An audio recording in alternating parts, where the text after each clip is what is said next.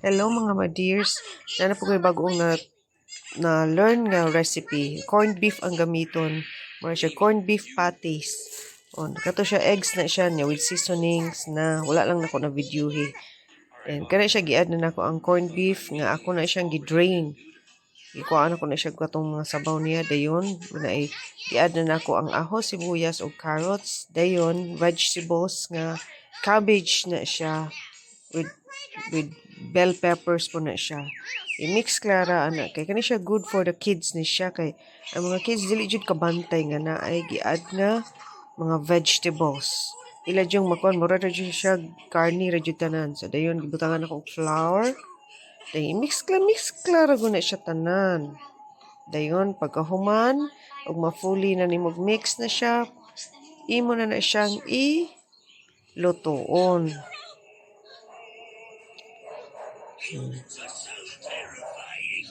Di lang ko kay tig deep fry kay ganaan kay dagang mantika sumurag ako lagi siya i-flat.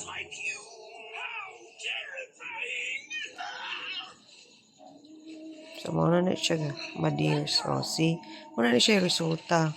Dili na kabantay mga kids ana nga nay dagang vegetables. Basta imo ra gyud siyang ilasa og maayo.